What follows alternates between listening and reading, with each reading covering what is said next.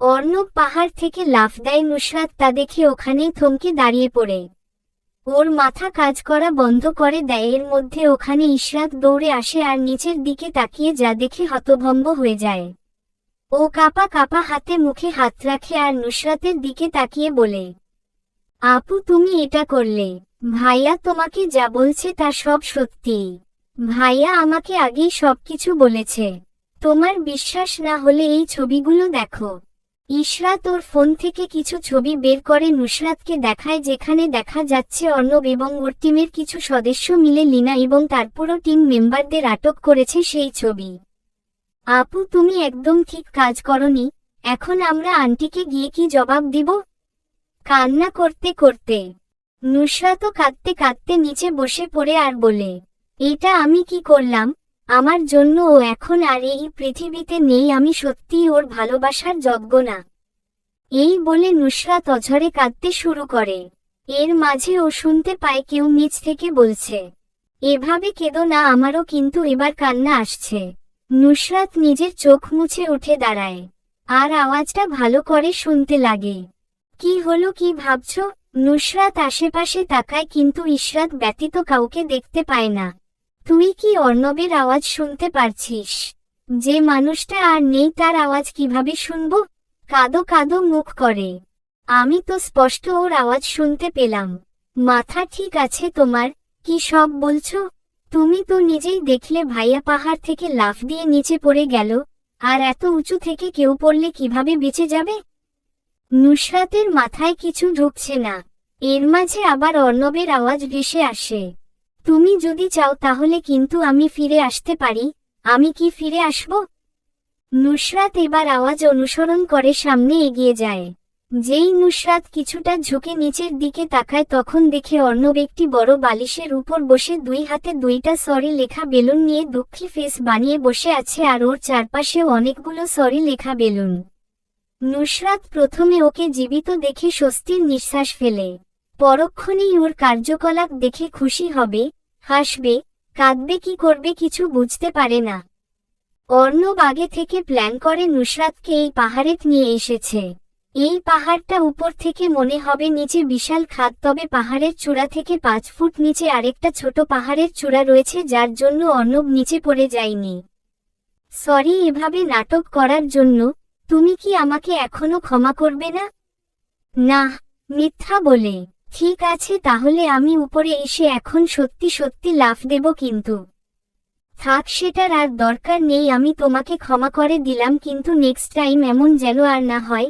মেকি রাগ দেখিয়ে, ওকে মাই লাভ, এবার একটু উপরে তো তাকাও। নুসরাত অর্ণবের কথা মতো উপরের দিকে তাকায় আর দেখতে পায় দেখে অসংখ্য ফানুস উড়ে যাচ্ছে আর দুটো বেলুনের মাঝখানে ব্যানারের গায়ে সুন্দর করে লেখা ভ্যালিউ ম্যারি মি। চারপাশ অন্ধকার এবং ফানুসের আলোয় লেখাটার সৌন্দর্য আরো বেশি ফুটে উঠেছে। নুসরাত খুশি হয়ে আকাশের দিকে তাকিয়ে আছে আর যখনই ও নিচের দিকে তাকায় দেখতে পায় অর্ণব একটা রিং আংটি নিয়ে দাঁড়িয়ে আছে। Will you marry me? কথা দিচ্ছি যতদিন বেঁচে থাকবো ততদিন তোমার সাথে একসাথে পথ চলব। ইয়েস। এই বলে নুসরাত লাফ দেয় আর সোজা গিয়ে অর্ণবের উপরে এসে পড়ে। দুজনে দুজনের দিকে তাকিয়ে থাকে। অর্ণব এবার রিংটা নুসরাতকে পরিয়ে দেয়। নুসরাত হাতের দিকে তাকিয়ে মুচকি হেসে অর্ণবের দিকে তাকায়। অর্ণব এতক্ষণ ওর দিকেই তাকিয়ে ছিল, তাই দুজনের চোখাচোখি হয়ে যায়, দুজনেই হেসে ফেলে। এর মাঝে নুসরাতের মাথায় একটা প্রশ্ন আসে, আচ্ছা তুমি এসব প্ল্যান একা কিভাবে করলে? আমি একা কেন করতে যাব? তোমার কিউট লিটল সিস্টার এসব করতে আমাকে সাহায্য করেছে। ওই তো আমাকে এই জায়গার লোকেশন দিয়েছে এবং এই সবকিছুর অ্যারেঞ্জমেন্ট করেছে। ওর পেটে পেটে তাহলে এত, ওকে হাতের কাছে পেয়ে নেই, তারপর দেখাচ্ছি মজা। খবরদার আমার শালিকাকে কিছু করবে না। ইসস শালিকার জন্য দরদ একেবারে উঠলে পড়ছে। করবেই তো, 7টা না 8টা না, একটা মাত্র শালিকা আমার। হয়েছে, এত ঢং করতে হবে না। এইবার শালিকাকে ডেকে আমাদের নিয়ে বাড়ি চলুন, রাত হয়ে গেছে। এরপর ওরা তিনজন মিলে বাড়ি ফিরে যায়। 2 সপ্তাহ পর ওদের বিয়ের ডেট ফিক্সড করা হয়। এভাবে বিভিন্ন খুনসুটির মাঝে 5 বছর কেটে যায়। নুসরাত এর মধ্যে অ্যাব্রড পড়তে যায়। আজ 2 বছর পর ও নিজ দেশে আবার ফিরে আসে। এয়ারপোর্ট থেকে ও একটা ট্যাক্সি বুক করে নেয়। এর মাঝে ওর কাছে একটা ফোন আসে।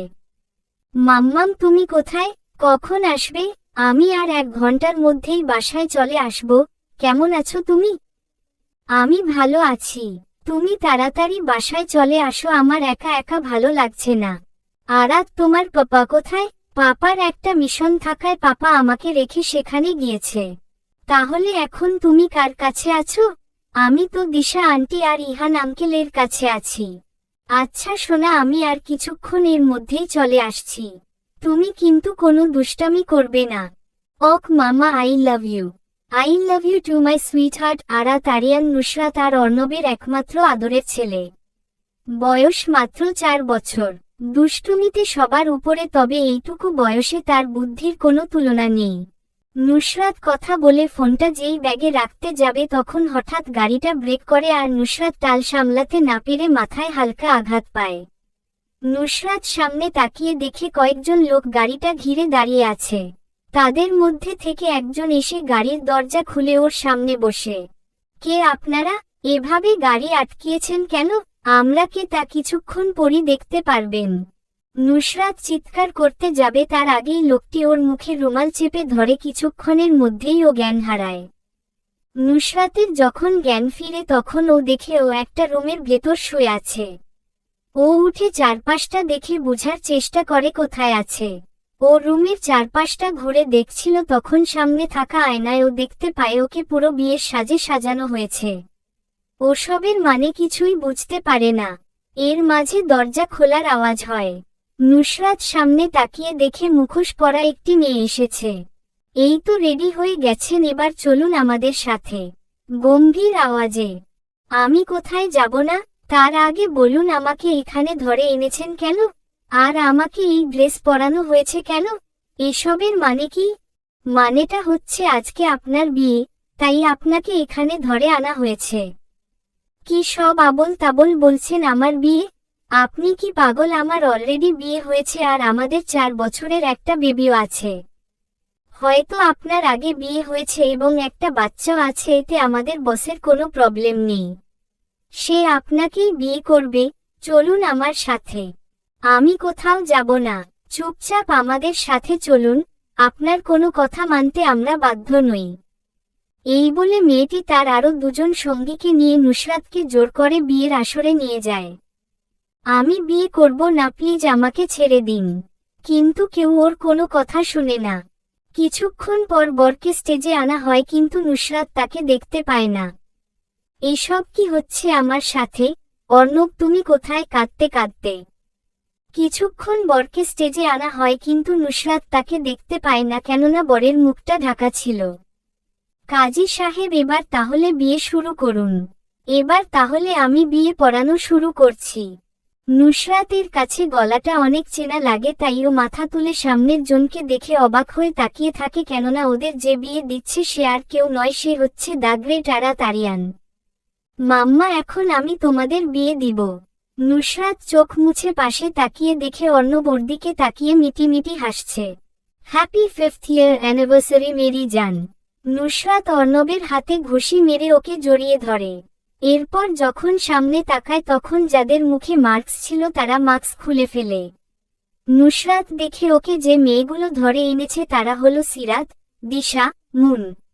ওরা এক কানে ধরে ওকে সরি বলে।